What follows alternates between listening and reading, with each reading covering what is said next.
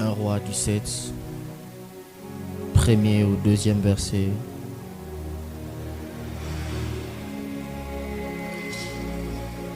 Élie le Tishbite, l'un des habitants de Galate, dit à Akab: L'Éternel est vivant, les dieux d'Israël dont je suis le serviteur. Il n'y aura ces années ni rosée, ni pluie, sinon en ma parole. Il n'y aura ces années-ci ni rosée, ni pluie, sinon en ma parole. 1 Roi 18, 41 à 46.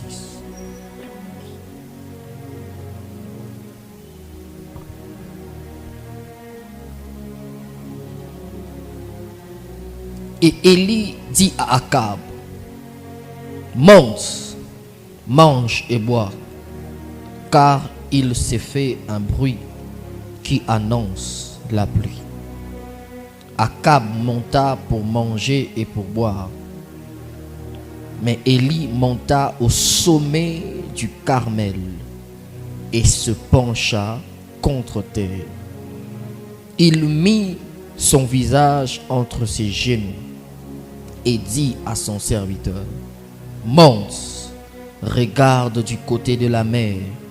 Le serviteur monta, il regarda et il dit: Il n'y a rien. Élie dit: cette fois, retourne. À la 7e fois, il dit: Voici un petit nuage qui s'élève de la mer et qui est comme une paume de la main d'un homme. Élie dit: Monte, et dit à Akab: Attelle et descends, afin que la pluie ne t'arrête pas. Peu d'instants, le ciel s'obscurcit par le nuage. Le vent s'établit et il y eut une forte pluie. Akab monta sur son char et partit pour Jizréel. Et la main de l'Éternel fit sur Élie, saignit ses reins. Il courut devant Akab jusqu'à l'entrée de Jizréel. Finissons avec ces deux derniers textes. Jacques, chapitre 5,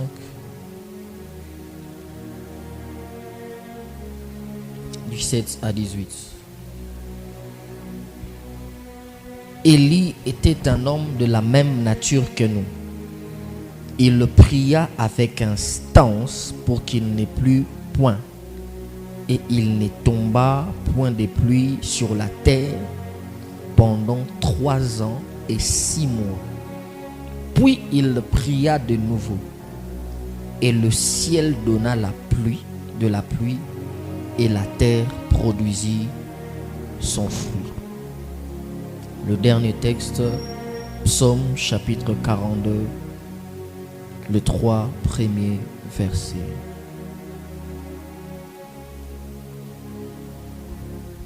Au chef des chantres, cantique des fils de Corée. Comme une biche soupire après des courants d'eau, ainsi mon âme soupire après toi, ô Dieu. Mon âme a soif de Dieu, du Dieu vivant. Quand irai-je et paraîtrai-je devant la face de Dieu? Mes larmes sont ma nourriture jour et nuit. Et pendant qu'on me dit sans cesse: où est ton Dieu? Alléluia. Est-ce qu'on peut reprendre nos places?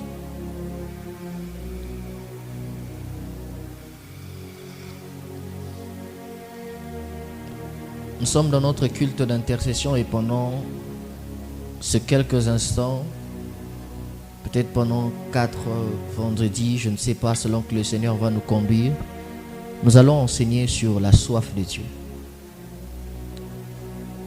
Alors, la soif de Dieu est devenue quelque chose, est devenue rare dans nos églises. La soif de Dieu. Je ne sais pas comment on va finir ce message, mais indépendamment de ton voisin, si tu sens que pendant que je prêche, tu dois prier, prie. Si tu sens que tu dois désirer quelque chose de la part de Dieu, désire-le. Alléluia. Comme je le disais, c'est que la soif de Dieu est devenue quelque chose de très rare dans nos églises. La Bible déclare dans le psaume chapitre 42, comme une biche soupire après des courants d'eau, ainsi mon âme a soif du Dieu vivant. David est en train de comparer la soif qu'il a de Dieu. Qui dis-je pas David, parce que ce n'est pas David qui écrit ce psaume en particulier. Alléluia. Le psaume a été écrit par plusieurs personnes. Il y a David qui a écrit une partie de psaume, il y a Moïse qui a écrit une partie de psaume, et il y a les fils de Corée qui ont également écrit une partie de psaume.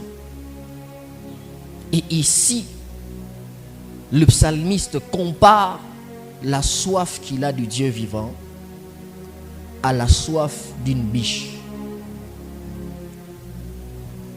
Quand une biche a soif, elle peut parcourir des distances jusqu'à atteindre le puits d'eau.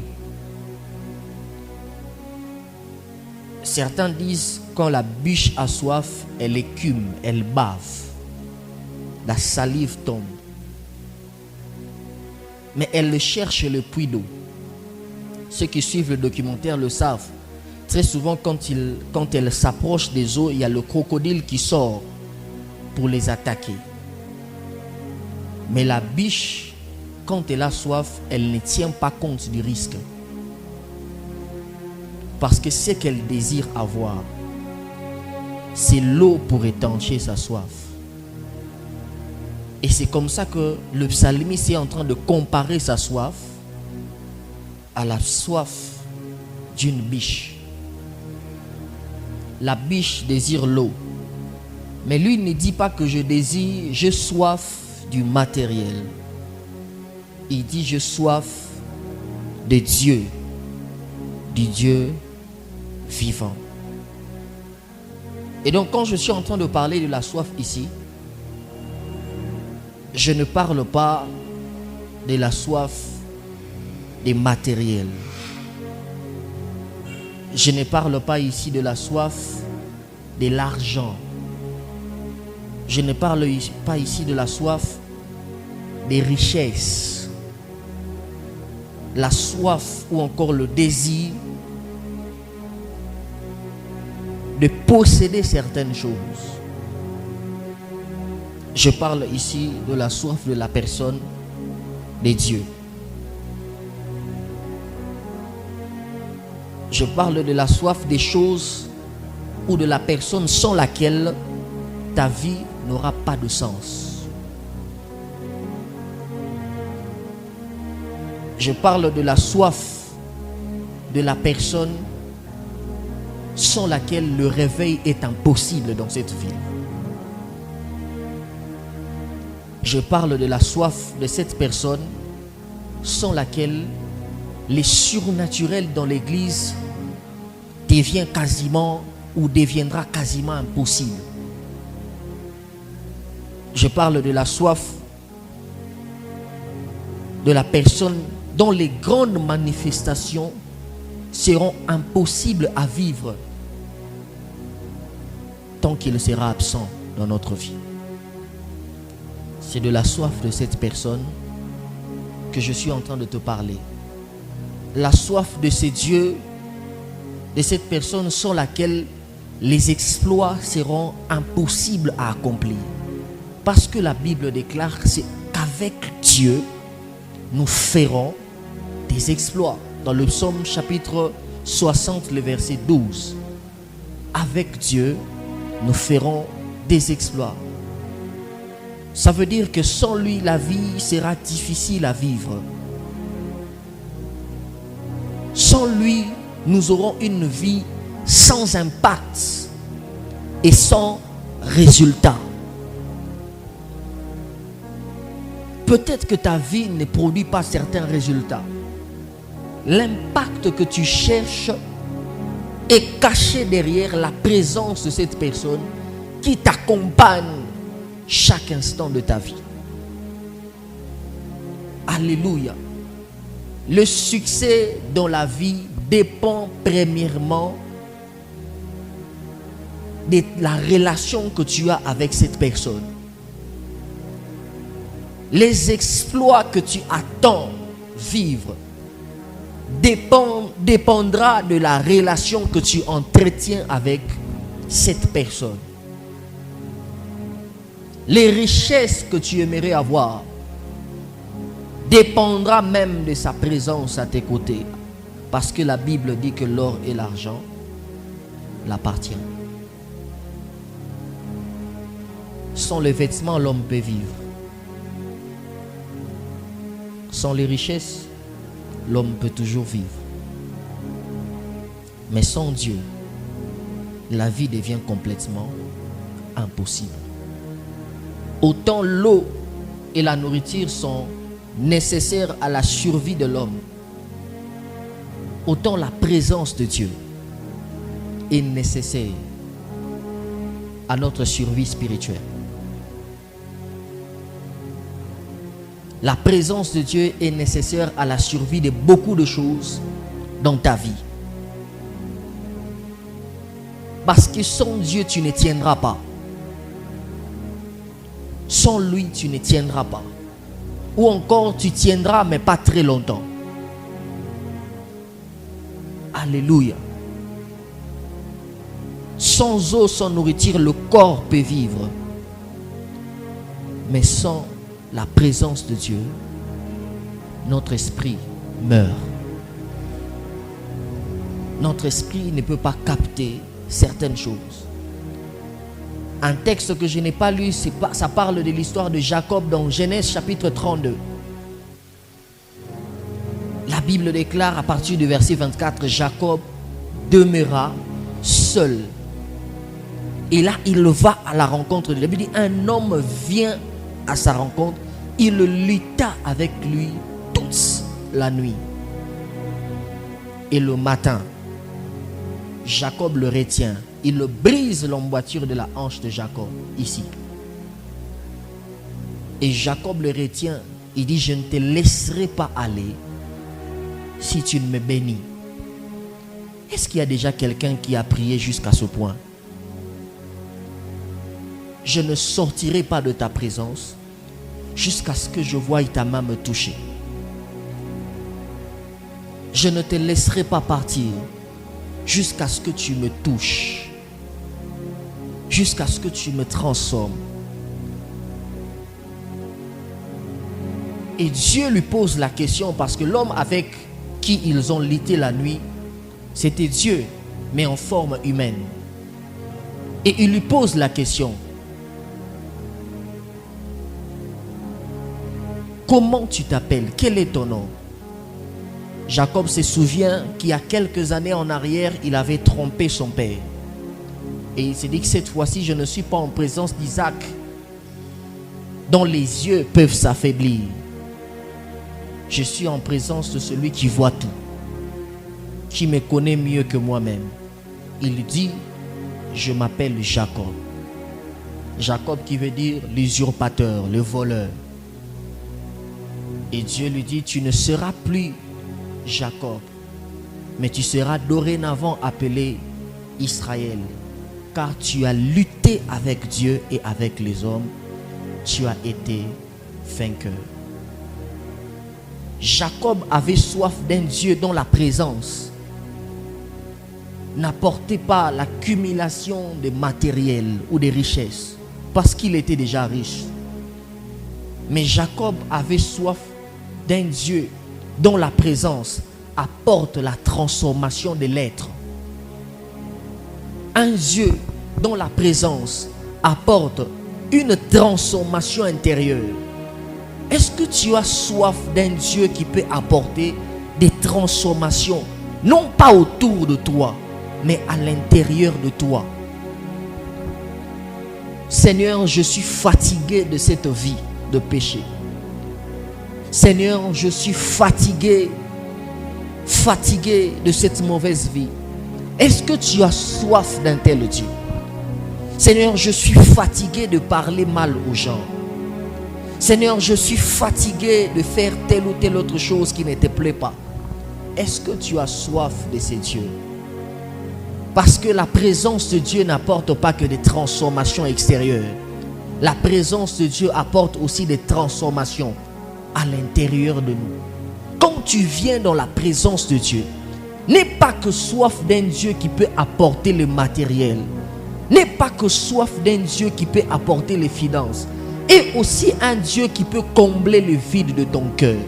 Et aussi soif d'un Dieu qui peut t'apporter la paix à l'intérieur de toi. Et soif d'un Dieu dont la paix surpasse toute intelligence. Et cette paix qui gardera ton cœur tranquille. Est-ce que tu as soif de ce Dieu? Seigneur, je n'ai pas de paix. Seigneur, je vis une vie sans tranquillité. Seigneur, je n'ai plus de joie. J'ai perdu la joie de vivre. J'ai perdu la joie de vivre au milieu de frères. J'ai perdu même la joie d'être dans ta présence. Est-ce que tu as soif de ce Dieu-là? Le matériel ne comble pas tout. Seul Dieu peut tout combler. J'aime ce que mon père spirituel dit, c'est que le cœur de l'homme a un vide en forme de Dieu. A un vide que seul Dieu peut combler. L'homme est comme un vase que seul Dieu peut combler. Les matériels ne peuvent pas combler les vides que tu ressens. La paix intérieure n'est pas comblée par le matériel ou les richesses. La paix à l'intérieur de nous est comblée par sa présence en nous. Est-ce que tu as soif de ces dieux? Est-ce que tu as soif de ces dieux? Les apôtres n'avaient pas soif de matériel. Les apôtres avaient soif de Dieu. Ils sont enfermés dans une chambre, priant la seule chose qu'ils étaient en train de désirer, que l'Esprit vienne. Ils n'étaient pas en train de prier pour autre chose, si ce n'est que de désirer la personne, la merveilleuse et précieuse personne du Saint-Esprit. Est-ce que tu le désires plus que jamais? Jésus a dit, voici je m'en vais auprès du Père, mais je ne vous laisse pas seul. Je vous laisse le Saint-Esprit. Jésus aurait jugé bon de nous laisser les richesses. Jésus aurait jugé bon de nous laisser les matériels. Il aurait jugé bon de nous laisser des maisons. Mais quand il est parti, la seule chose que Jésus a jugé bon de nous laisser, c'est la merveilleuse et précieuse personne du Saint-Esprit. Mais quelle est la qualité ou quel est le niveau de ta communion avec le Saint-Esprit? Est-ce que tu le désires plus que tout? Parce qu'il est tellement important dans la vie d'un homme, plus que toute autre chose. Les apôtres, ils avaient soif de la présence de Dieu. Intercesseur, de quoi as-tu soif? Quel est le fardeau qui t'anime en ce moment? Quel est le fardeau que tu portes en ce moment? Quand tu viens dans la présence de Dieu, quel est le fardeau que tu portes, hormis les problèmes que tu as, hormis les soucis que tu as, mis à part ce que tu traverses? Quel est le fardeau que tu portes dans ton cœur? Un homme qui a soif de Dieu peut ressentir ce que Dieu ressent dans son cœur. Un homme qui a tellement soif de Dieu, Dieu dépose en lui son fardeau. Et quel est le fardeau que Dieu a déposé en toi seul? Ces derniers temps, tu pries pourquoi? Qu'est-ce que tu désires? Où sont les chrétiens de nos jours qui ont soif d'atteindre des dimensions, les profondeurs de Dieu. Comme une biche soupire après des courants d'eau, ainsi mon âme soupire après toi. Mon âme a soif de Dieu, mon âme a soif du Dieu vivant. Est-ce que tu as soif de ce Dieu-là? Est-ce que tu désires atteindre des dimensions? Je ne parle pas des dimensions dans la société des hommes. Je parle des profondeurs de sa présence. C'est aussi les dimensions que tu dois atteindre. Lorsque nous nous sommes convertis, je me suis converti en 2012, lorsque j'ai donné ma vie à Jésus-Christ, la soif qui m'animait à cette époque-là, c'était une soif tellement intense qui pouvait me garder dans sa présence. De 3h jusqu'à 6h du matin. Tu cherches quoi? Il y a des journées où je passais toute une journée enfermé dans la présence de Dieu. Des samedis que j'ai passé, après être revenu du cours, je rentre, je m'enferme dans la présence de Dieu, priant le Seigneur. Est-ce que tu as soif de ce Dieu? Est-ce que tu as soif d'atteindre les profondeurs de Dieu? Est-ce que tu as soif? Est-ce que tu sens que tu dois dépasser certaines limites? Est-ce que tu sens qu'il y a des limites que tu dois dépasser? Est-ce que tu sens qu'il y a des limites que tu dois dépasser? Même dans ta propre vie, est-ce que tu sens qu'il y a des limites que tu dois dépasser? Ce que tu vis aujourd'hui, ce n'est pas tout ce que Dieu a prévu que tu vives dans ta spiritualité. Les gens viennent à l'église, ils rentrent sans avoir expérimenté Dieu, les dieux qu'ils sont venus chercher. Comment pouvez-vous expliquer qu'on entre dans la présence d'un féticheur? Quand on sort de la présence du féticheur, on sort avec quelque chose de maléfique. Mais comment vous expliquer que quand on entre dans la présence de Dieu, on sort sans être affecté par cette présence? Ce que l'on n'a pas trouvé Dieu dans sa présence, c'est qu'il était absent. Celui qui croit que Dieu est présent ce soir, il sortira différemment des autres. J'ai dit, celui qui croit qu'il est venu à la rencontre de Dieu, il est possible que ton voisin ne soit pas conscient de cette présence, mais que toi tu sois plus que conscient de sa présence. Ils étaient là dans Actes des Apôtres, le chapitre 9, marchant vers le chemin de Damas. Tout le monde était là, ils entendaient la voix, mais ils ne voyaient personne. Seul un seul homme qu'il avait rencontré, qu'il avait vu, il entendait la voix et il l'avait aussi vu. Il est possible que d'être autour des manifestations de choses de Dieu, mais que toi tu rates les manifestations de Dieu, mais que le voisin qui est concentré vive ce que toi tu ne vois pas. Les gens viennent à l'église, ils s'attendent à tout, sauf à vivre Dieu. Est-ce que même quand tu es venu à ce culte d'intercession, tu es venu avec la soif de vivre Dieu, ou tu es venu seulement comme d'habitude? Est-ce que tu es venu avec la soif de voir un changement? Est-ce que tu es venu avec la soif de vivre la main de Dieu? Est-ce que tu es venu avec la soif d'être transformé par Dieu? Sinon, nous passerons des années en train de venir dans la présence de Dieu, en train de prier, mais sans voir les changements auxquels on s'attend. Pourquoi? Est-ce que nous vivons encore les temps où Dieu agissait? Est-ce que nous vivons encore Dieu? Pourquoi nous ne le voyons pas agir? Nous ne le voyons pas agir parce que nous ne le désirons pas. Nous ne le voyons peut-être pas agir parce que nous ne soupirons pas après lui.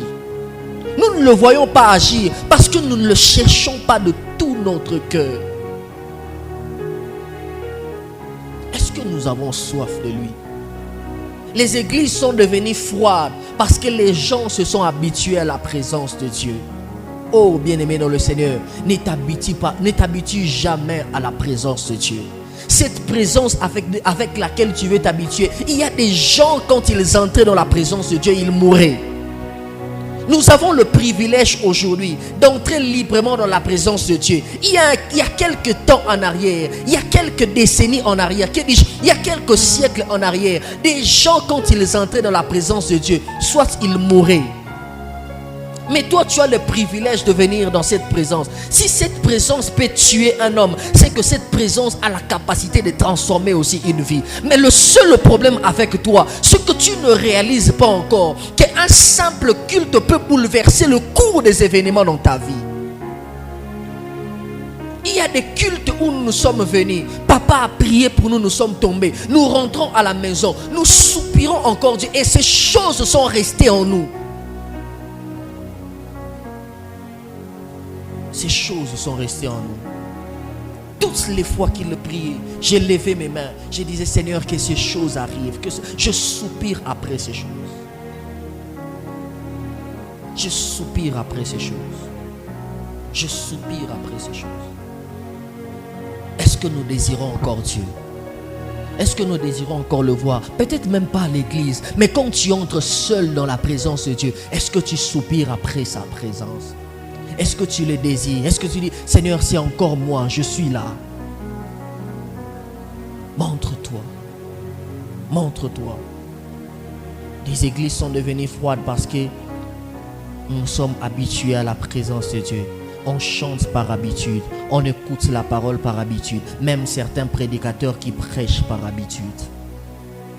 Tout est devenu habituel. Et le fait que nous venons par habitude, nous ne pouvons pas vivre l'inhabituel dans sa présence.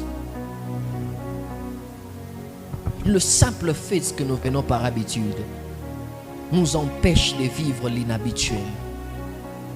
Seuls ceux qui ont soif ont accès aux choses inhabituelles. On vient à l'église comme des religieux, sans conscience de la présence de la personne du Saint-Esprit.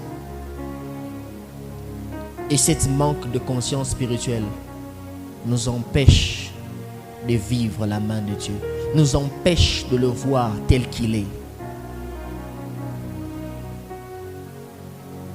Frères et sœurs, je suis en train de chuter pour dire à quelqu'un, c'est qu'un homme ne peut vivre Dieu au-delà de sa soif.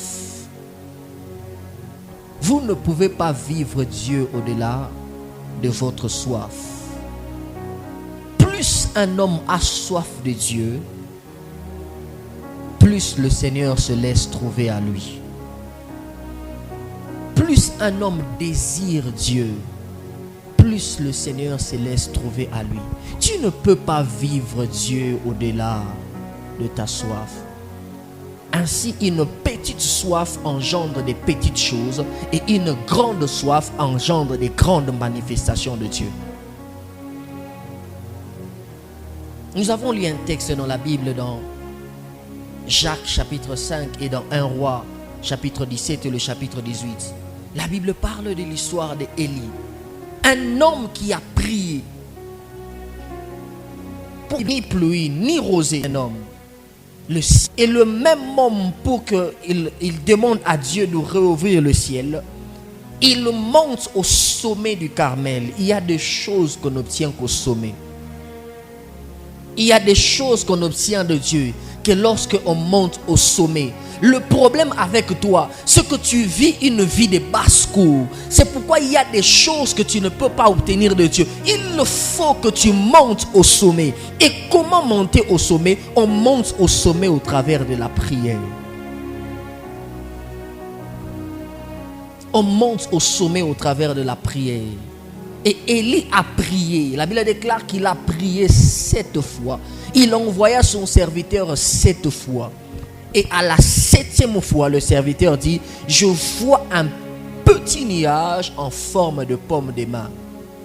La soif a emmené Élie à ne pas abandonner, à chercher Dieu jusqu'à ce qu'il le trouve. C'est l'une des premières caractéristiques de la soif. C'est que la soif t'emmène à ne pas abandonner. Il est possible que tu sentes envie d'abandonner. Il est possible que tu sentes le découragement. Il est possible que tu sentes envie de lâcher prise. Mais seule la soif te retient dans sa présence à prier jusqu'à ce que tu le voies. Jusqu'à ce que tu le trouves. Il y a un homme dans l'histoire de réveil, il est mort dans la présence de Dieu. On l'appelait John Id le prieur. On l'a surnommé le prieur. Il est mort dans la présence de Dieu jusqu'à ce que son cœur s'est arrêté dans la présence de Dieu. Il est parti. Il y a un autre, je crois, du nom de Charles Wesley Finney. Un homme de réveil. Quand il priait, je crois que c'était lui. Quand il priait, Un jour, il a tellement prié longtemps, les gens qui étaient venus chez lui, ils ont senti que la maison avait bougé. Quand ils sont rentrés là-bas, ils ont trouvé les traces des genoux de Charles Wesley Finney sur la terre. Un homme qui priait. Charles Wesley Finney, c'était le genre de personne. Quand il le passait, il arrivait à un endroit, les gens commençaient à pleurer dans les vides. Qu'est-ce qui se passe? Il transportait avec lui la présence de Dieu. Les gens commençaient à se convertir. Les hommes qui avaient tellement soif de Dieu, qui priaient jusqu'à ce qu'ils voient Dieu. Le feu Haïdi Nabala, la Bible, qu'est-ce que je suis en train de dire? Pas la Bible. L'histoire raconte qu'il est allé chercher Dieu dans une grotte. Il a prié, il a prié, il a prié. Un ange l'apparaît pour lui dire que Dieu t'a exaucé. Il a chassé l'ange. Il dit, ce n'est pas toi que je suis venu chercher. Quelques jours après, Dieu lui apparaît. Il a vu Dieu comme ça. Et quand il est sorti, les miracles sont arrivés. Parce qu'ils avaient soif. Parce qu'ils avaient soif. On raconte l'histoire d'un homme comme Idahosa. Idahosa, il a entendu son pasteur dire que Dieu ressuscite les morts. Et quand il a entendu cette prédication, il a cru en cette parole. Il allait dans chaque maison. Il toquait. Coco, est-ce qu'il y a un mort ici? Oh, il n'y en a pas. Il passe. Coco, est-ce qu'il y a un mort ici? Parce qu'il avait soif de vivre les choses qu'il avait lues dans les Écritures. Est-ce que tu as soif de vivre les dieux que tu as lus dans les Écritures? La soif emmène à chercher Dieu jusqu'à ce qu'on le trouve. Est-ce que tu l'as déjà cherché? Jusqu'à ce que tu le trouves. Est-ce que tu as un témoignage? Je ne parle pas du témoignage où c'est le pasteur qui a prié pour toi et les choses, la situation s'est décantée. Je parle d'un propre témoignage où c'est toi-même qui as prié sur le Seigneur jusqu'à ce que le Seigneur décante la situation. Parce qu'il y a des moments où les exaucements que nous vivons se cachent derrière les prières des autres. Je parle des exaucements que tu as obtenus de la part de Dieu parce que tu t'es tenu longtemps dans sa présence. Pas parce qu'un homme a prié pour toi, mais parce que toi-même tu as fléchi genou. Est-ce que tu as des témoignages pareils? Ou encore si tu l'as, quel est le jour où tu as obtenu un témoignage pareil? Moi je crois que lorsqu'on cherche Dieu avec soif, peu importe le temps et les années, il finit par se laisser trouver. Notre persévérance dans la prière dépend de la soif que nous avons de Dieu. Et c'est là où notre soif s'arrête que notre persévérance s'arrête aussi. Tu ne peux pas persévérer là où ta soif s'est arrêtée. La soif est le carburant qui t'emmène à prier jusqu'à ce que tu voies Dieu. Je dirais même que la soif est le carburant de la persévérance. On persévère parce qu'on a soif de Dieu. On reste longtemps dans sa présence parce qu'on a soif de Dieu. Là où il y a la soif, on ne se précipite pas de quitter, de sortir de sa présence. Il y a des portes qui restent fermées. Il y a des portes qui resteront fermées dans ta vie si tu continues à prier comme tu le fais. Élie n'a pas prié. Il a senti que le ciel était fermé. Il a senti que quelque chose était fermé. Il a senti que la situation restait inchangée. Il a prié de manière instante. Pourquoi? Parce qu'il sait qu'il y a des portes qui ne s'ouvrent que lorsqu'on prie de manière... On prie avec instance. Lorsqu'on prie avec soif. Il y a des problèmes qui ne trouveront jamais de solution si tu te contentes avec des prières de 20 minutes. Si tu te contentes des prières de 30 minutes et de 15 minutes, il y a des problèmes qui ne trouveront pas de solution. Vous imaginez si seulement Élie s'était arrêté à la 4e fois? Vous imaginez si seulement il s'était arrêté à la 6e fois? Parce qu'il y a des problèmes, il y a des situations. Pour que ça soit décanté, ça demande que tu dégages une énergie dans la prière. Et cette énergie ne peut pas être dégagée en 20 minutes. Il faut une charge que tu dégages. Le seul problème avec toi, c'est que tu as une vie qui n'a pas la taille des problèmes que tu rencontres. Tu as une vie qui n'a pas la taille des promesses que Dieu t'a faites. Écoute-moi, ce n'est pas parce que Dieu t'a fait une promesse que tu dois rester et croiser les bras. Quand Dieu t'a fait une promesse, dès le jour où il t'a fait la promesse, tu dois commencer à réclamer ces choses dans la prière. Si tu ne le réclames pas, tu mourras avec les promesses. Est-ce que ta vie a la taille de tes problèmes? Est-ce que la taille, le niveau de ta vie de prière équivaut à la taille de tes prières? Le niveau de ta vie de prière équivaut à la taille de tes problèmes. Tu as des problèmes sérieux et il faut que tu pries de manière sérieuse. Regarde comment tu pries. Tu ne le cherches pas avec soif. Il y a des promesses qui tardent à s'accomplir parce que tu n'as pas encore prié avec soif. Parce que tu n'as pas encore prié avec soif. Une petite soif engendre des petites choses et une grande soif engendre des grandes choses. Il y a des situations qui restent inchangées parce que tu n'as pas encore prié avec soif. Dieu se lève trouver par ceux qui les cherchent. Dieu se lève trouver par ceux qui ont soif. Et la soif t'emmène à prier jusqu'à ce que la situation change, jusqu'à ce que Dieu intervienne, jusqu'à ce que la pluie tombe du ciel, jusqu'à ce que la pluie des exaucements tombe, jusqu'à ce que la pluie des accomplissements des promesses tombe au nom de Jésus. Mais je conclue pour dire à quelqu'un ceci. La pluie n'était pas un phénomène inexistant en Israël. La pluie existait déjà. Quand il a fermé, quand la pluie est tombée, ce n'était pas la première fois que Dieu fasse pleuvoir la pluie. Il avait déjà fait pleuvoir. Mais le problème c'est quoi? C'est que la pluie était devenue un phénomène inexistant, un phénomène rare, que l'on ne voyait presque plus, que les gens disaient que ça n'existait presque plus.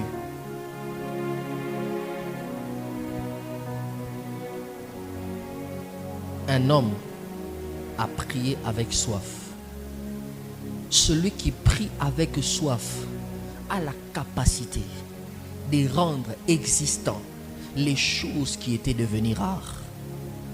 Il y a des choses qui sont devenues rares dans l'église de mon pays, que seul un homme qui a soif de Dieu peut faire revenir ces choses. Il y a des dimensions qui sont devenues rares, que seul un homme qui a soif de Dieu peut faire revenir ces choses. Il y a des exaucements qui sont devenus, il y a des types d'exaucements qui sont devenus rares, que seul un homme qui a soif de Dieu peut faire revenir ces choses.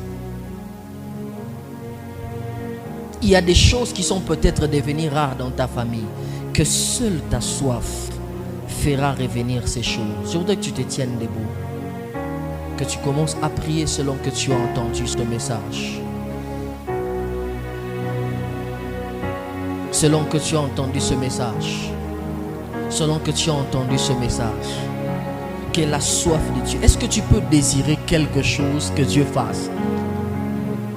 Seigneur, fais quelque chose. Je ne veux pas sortir de ta présence tel que je suis entré.